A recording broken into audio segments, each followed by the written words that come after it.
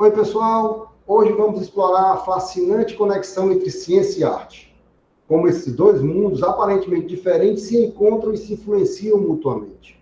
Um exemplo clássico que podemos mencionar aqui são os trabalhos de Leonardo da Vinci, um gênio renascentista que combinou seu conhecimento científico com as habilidades artísticas. Para conversar com a gente sobre o tema, convidamos a Jaqueline Ramos Macedo Antunes de Souza, pedagoga do Instituto de Cultura e Arte, o ICA, da Universidade Federal do Ceará. Jaqueline é licenciada em Pedagogia pela Universidade Estadual de Maringá, mestre em Avaliação de Políticas Públicas pela UFC e também doutora em Educação Brasileira pela UFC. Tem experiência na docência, na educação básica e do ensino superior nas áreas de filosofia, arte e educação, bem como avaliação educacional, fundamentos de educação e formação de professores. Jaque, é um prazer tê-lo aqui conosco. Muito obrigado por aceitar nosso convite, do nosso projeto, que é o Conversa com Ciência. Hoje nós estamos em diversas plataformas, YouTube, Spotify, rádio, WhatsApp e também no Instagram, sempre com o objetivo de divulgar e valorizar nossa produção científica. Se você que está nos assistindo ainda não o segue, acompanhe nossas redes sociais e divulgue aos amigos. Jaque, eu vou te começando aqui, para começar a nossa conversa, eu gostaria de que você compartilhasse suas opiniões sobre a interseção entre ciência e arte. Como esses dois campos, aparentemente tão distantes, tão díspares, se relacionam na prática. Com você, Jaque. Certo. Em primeiro lugar, é um prazer estar com você, todo mundo que vai ouvir e assistir nessa tarde. E só uma complementação, eu também sou especialista em arte e educação, teoria e prática na formação de professores. Foi meu começo na docência, foi professora de artes e de filosofia na educação básica. E aí depois, com o tempo e as especializações, aí eu fui cada vez mais me aperfeiçoando na área da docência, mas ainda continuo professora de artes e na pedagogia e fazendo material. Mas é interessante, sempre que a gente para pensar nessas interrelações, é a forma que eu cresci com esse imbricamento de arte e ciência, e como eu vivo nesses dois mundos, nunca consegui me desvencilhar, mas, por exemplo, quando eu vim fazer o mestrado na UFC, em 2009, eu fiz uma exposição antes, na Universidade Federal do Tocantins, que era onde eu era concursada, e o que eu vendi nessa exposição eu paguei todos os 6 meses de aluguel do meu mestrado. Então, a arte servindo a ciência e a ciência servindo a arte, Mas você falou de Leonardo da Vinci, mas se a gente se aprofundar nessa conversa, a gente pode ver, assim, desde dos primórdios da ciência, uma ciência ainda árabe, onde se percebe que havia, quando a ciência toma em 600 antes de Cristo, que no Oriente, que ela começa a ganhar forma, o método experimental, havia uma confusão ainda do que era ciência e do que era magia, Então, quando ela se estabelece mesmo, de fato, com um método experimental, esses cientistas, e mesmo Da Vinci, que o Da Vinci era muito artista também, mas outros precursores, eles usavam do desenho para o registro, eram excelentes desenhistas, para poder fazer esses registros, E tem John Ray, ele também era conhecido como, além de cientista, como um perfeito gravador, Ele era conhecido pelos desenhos e muitos outros, para fazer o Boyle, e a bomba de ar, Então, assim, para mostrar os experimentos, que eram empíricos, eles acabavam fazendo esse desenho, E, assim, na arte, a gente não consegue fazer nada sem cor, Assim, mesmo que você use preto e branco, ou escalas de cinza, é necessário um entendimento da luz, da sombra e da cor. E aí, quem a gente pensa nisso? Sir Isaac Newton, todo o desenvolvimento da teoria da cor, que a gente, no ensino de arte, tradicional de arte, você precisa conhecer. Então, assim, eu não me vejo nesses anos todos que eu pinto, né, que eu sou aquarelista, é meu suporte, é a aquarela, né, a tinta à base de água, onde o desenho é muito exigido, sem um estudo de cor, né, sem uma geometria plana. E, por outro lado, é muito difícil um cientista que não tenha apurado os seus sentidos, como a visão, o traço, a firmeza da mão, a forma, inclusive, de comunicar-se, se você for pensar num, num, num, num poeta, né? Num músico, os ritmos, os tempos.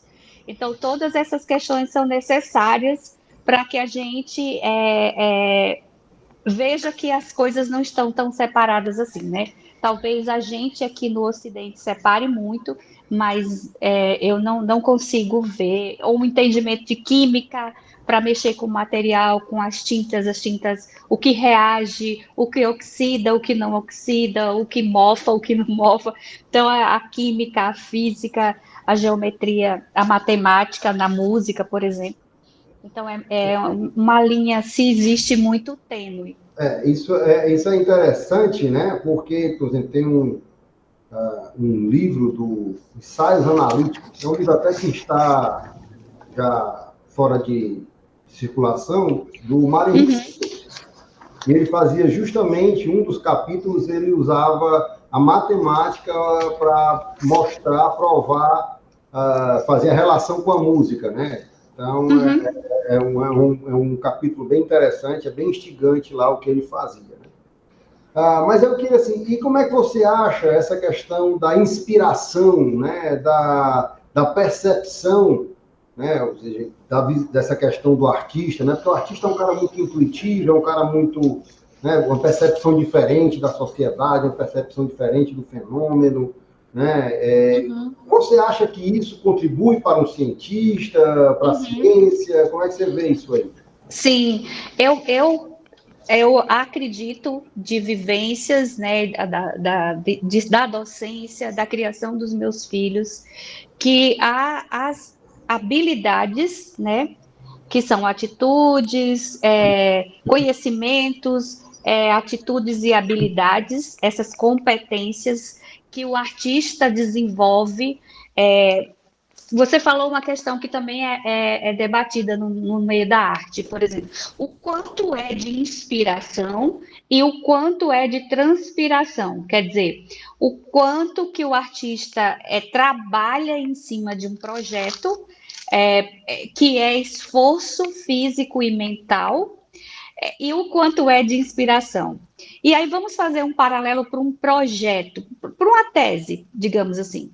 Você vai morrer de vontade de escrever uma tese, mas se você não pesquisar, não usar um método científico que te encharque daquele conhecimento ao ponto de que você possa escrever, também não tem inspiração ou transpiração, né? Então, são trabalhos muito semelhantes e são um auxilia o outro. Por exemplo, quando eu escrevi a minha tese, chegou um momento que eu percebi que eu não ia escrever, eu não ia escrever bem se ela não fosse em primeira pessoa. Então, para isso, eu deveria ter um método científico muito mais rigoroso, para que eu não fosse acusada de que não estava tendo neutralidade científica, né?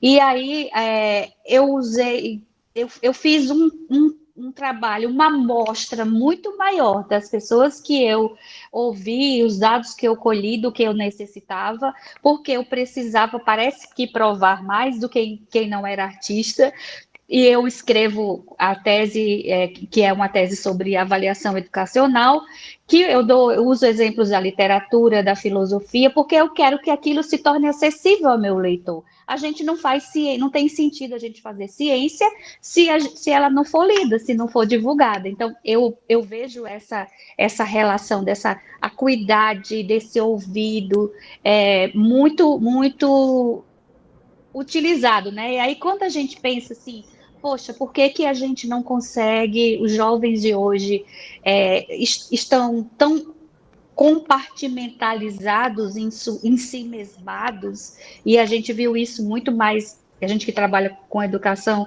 após pandemia, cada um muito individualista, muito fechado, e você não consegue fazer ciência e arte se isso não for rompido. Então, desde as cavernas, quando os homens, os hominídeos, os primeiros, né, humanos, eles começam a deixar registro, com o que é que eles deixam? Com pictóricos, né? Imagens de animais, de pessoas, daquilo que eles viam do sol, da lua, né? Então, o registro, inclusive o registro pictórico, ele é anterior ao da fala, né? Sim. As crianças primeiro desenham antes de falar, ou cantam, né?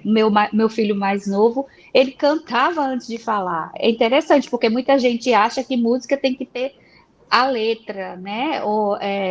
E a melodia. Então, assim, a gente, para mim, a própria confecção dos instrumentos, né, musicais, por exemplo, tem muita ciência. Um exemplo muito comum que a gente ouve no meio da música é o violino Stradivarius, né? É um violino com cerca de 1.600 anos, e que ele chegou ao ápice de sua tecnologia.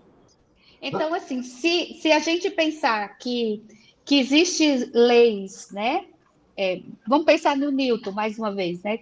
Para o Newton, tudo tem tudo pode ser medido e há uma lei, as leis todas, né? Da matéria, do som, da luz.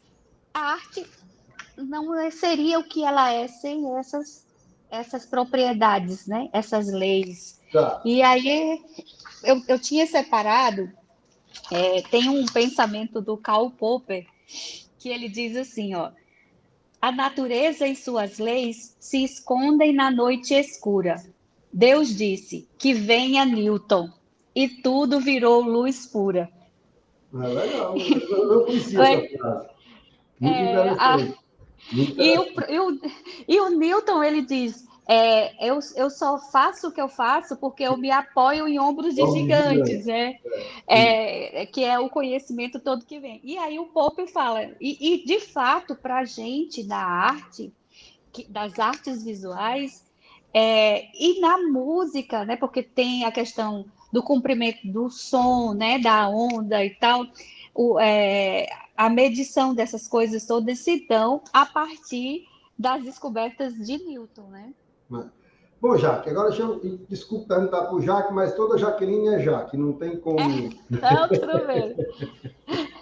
Mas uma Me coisa que eu chamam acho. professora Jaque, os alunos, professora Jaque, não se preocupe com isso. E agora você acha até um pouco, Gato, que a arte pode ajudar a tornar os Sim, conceitos científicos mais acessíveis, mais compreensíveis para tanto para estudantes como para a sociedade, para os leigos? O que é que você acha sobre isso?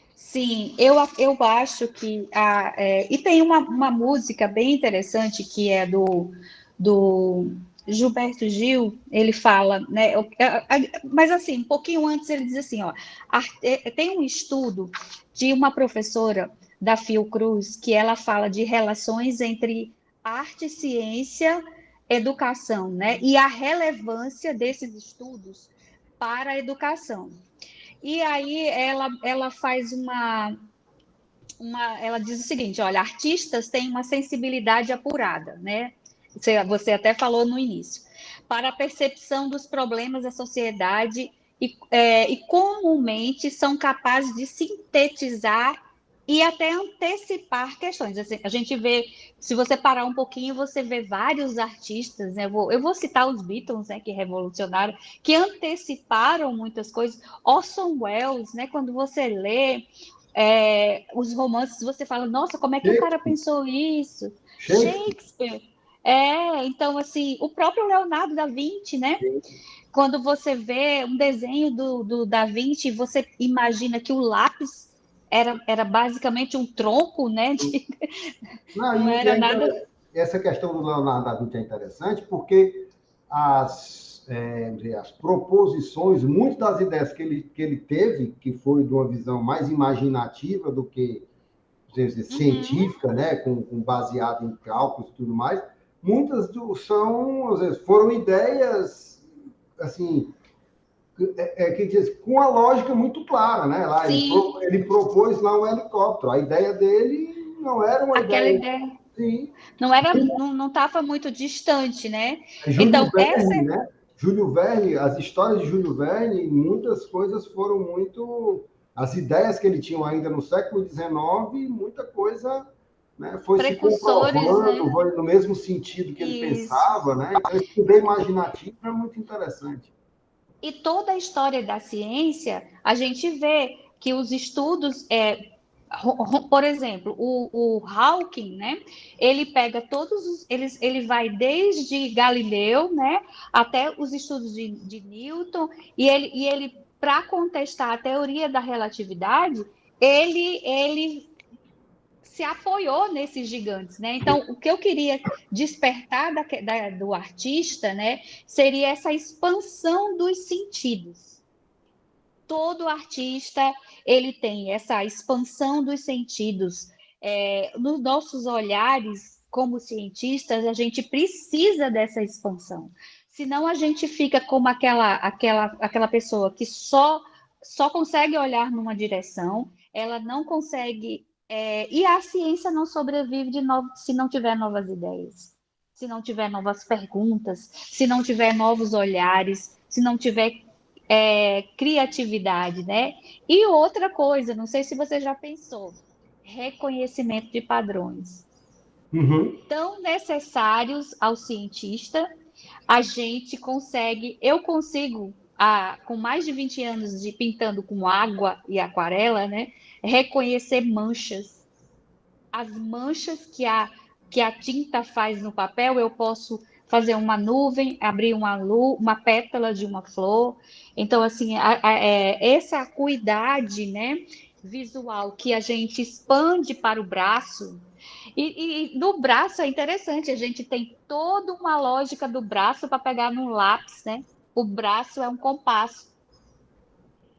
Então, isso a gente aprende na geometria, né? No desenho. Então, acho que a linguagem própria da humanidade é uma linguagem artística.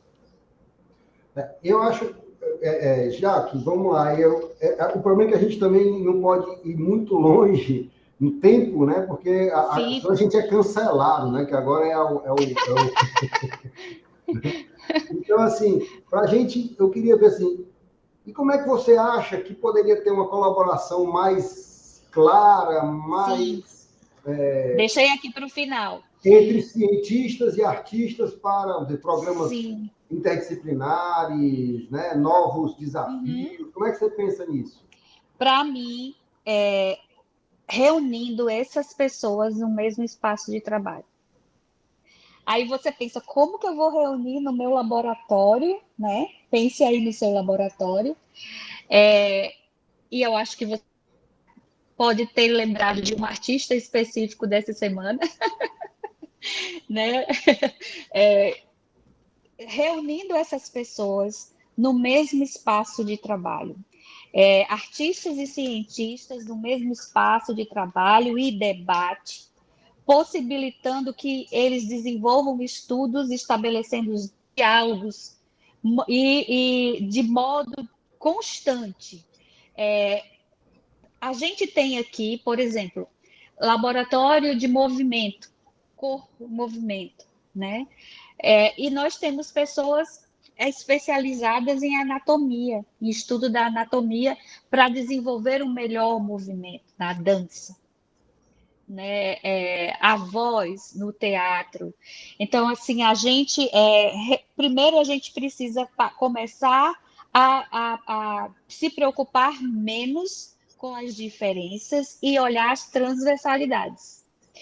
As habilidades, que são frutos de conhecimentos, as competências, que são frutos de conhecimentos, habilidades e atitudes, a atitude de unir, né? E daí pensar no que um interferia na criação do outro. Eu acho que isso vai muito ao termo lá, né, do Howard Gardner, das inteligências múltiplas, né? Eu acho que Sim. isso é muito isso. Cada um tem sua competência, né? Isso. A gente tem muito aquela questão de que inteligência ela é inteligência só cognitiva, Cognitiva. né? E que não é Não. isso, né? Então, eu acho que é muito isso, né? Tanto é que você tem artistas brilhantes, né? Que às vezes até, por exemplo, no colégio, na época, sei lá, de estudante, não tinha um desempenho cognitivo, né? Um desempenho, né, muito bom, Isso. né? Então, Isso. eu acho que, mas depois se destacam pela sua capacidade, né, E intelectual. que os dois, o cientista e o artista, eles precisam de método. Vamos pensar o que é comum.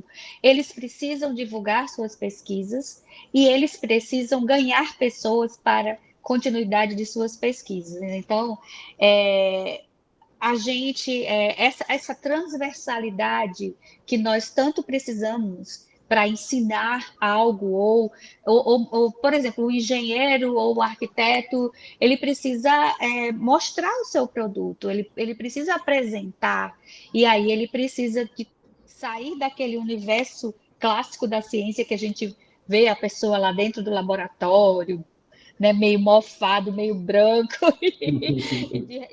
e de repente olhar e saber comunicar-se, como também aquela imagem que o artista é meio avoado ou não é concentrado, né? Também não é real. Então, eu acho que as duas áreas têm muito o que Contribuir. ganhar, isso, uma com a outra, para que a gente aprenda, porque assim, olha, eu vou te dizer um caso real, né? Um amigo meu aqui da ciência da computação, ele sempre brincava porque na arte a gente separa, né, duas grandes áreas das visuais, que é o figurativo, né, que é o real, o desenho do real, e o abstrato. E aí as pessoas tendem a achar que o abstrato não é arte, né? E aí ele disse que foi a Brasília, lá no museu, e aí ele disse que tinha lá uma tela com uma lata de óleo. Você lembra daquelas latas de óleo, né? Tinha lá óleo Pajeú Sim. colada em cima, né? A tela branca e a lata de óleo colada. Aí ele disse que estava escrito assim, óleo sobre tela. Aí ele disse assim, aí ele falou, isso é arte, Jaqueline? Isso é arte? Aí eu falei, olha, só porque te incomodou e você está me contando isso e está falando agora comigo sobre isso, ela cumpriu o seu papel. Então, é arte. É arte quando ela nos tira desse conforto e nos mostra algo diferenciado da realidade. E a ciência faz isso, Também. né? Não, Também. já E pode falar. bastante coisa, né? Mas Galileu tem um trecho da obra de Brecht, que é Galileu Galilei, que é a conversa de Galileu com um monge. E o Galileu estava lá, prestes a ser julgado da Inquisição, e vem um monge, e aí senta com eles, começam a comer, e ele diz assim: você acabou com a minha vida, você acabou com a vida dos meus pais com essas suas descobertas. Aí ele falou, por quê? Aí ele disse assim, porque meus pais, quando eles achavam que a Terra era o centro do universo, eles acordavam com o Sol e eles dormiam com o Sol. E eles enfrentavam um trabalho desgraçado de colher, só comiam o que a Terra podia dar, as mãos mais pareciam com ferramentas do que com dedos, mas eles esperavam que um dia eles iam morrer, iam alcançar a vida eterna, porque a Terra era o mundo escolhido por Deus. E agora você diz que a Terra é um mundozinho só, que nem é tão bom no meio de tantos outros. Como é que eles vão morrer, né? Então, arte e ciência, na mesma proporção, nos desequilibram e nos equilibram para que a gente tenha os saltos que a gente seja pessoas melhores, né? E que saibam conviver melhor com a tecnologia. Né? E eu queria aqui, para a gente começar a encerrar, se você queria mais alguma coisa a acrescentar. Não, não, é um assunto instigante, muito bacana. Por exemplo, tem questões de gênero, tem questões de eurocentrismo, arte de indígena, arte africana, arte egípcia, que tem muito de ciência. Então, a gente teria muita coisa, mas é um momento muito legal. Acho que já deu para inquietar quem está nos ouvindo, né? Aconselho que quem está cansado, vá fazer algo ligado à arte, uma pintura, um desenho, tocar um instrumento. Eu acho que eu consegui terminar a minha tese no início de uma pandemia, porque eu me voltei a voltar às minhas práticas artísticas. Então, eu só deixo aí as duas coisas são boas, a gente vive de ciência, a gente faz arte, e eu só tenho a agradecer você pelo convite. Bom, muito obrigado aí pela sua disponibilidade, estar aqui com a gente. Né? Nessa entrevista, exploramos a conexão fascinante, né, entre arte e ciência, né? Como essa interseção pode influenciar a formação de estudantes e jovens pesquisadores, né? Já que, mais uma vez, agradeço a participação no nosso projeto, foi um prazer recebê-lo aqui. Né? A você que está nos assistindo, né? Obrigado pela companhia, né? E agradecer, né, está aqui junto conosco. Eu sou o professor Barros Neto, né? Sou o âncora desse projeto, Conversa com Ciência, que é um apoio da Fundação Astef. Tá? Então, até a próxima entrevista. Entre lá nas nossas redes sociais, dê lá um like, né? Que a gente, né, dizendo que você gostou, e divulgue, né? Que tanto ciência como arte, como já falou nossa amiga Jaqueline, precisa de divulgação. E a gente está cada vez mais precisando de divulgação de coisas boas, de coisas positivas para a nossa sociedade, e eu conto com vocês. Um grande abraço e até a próxima.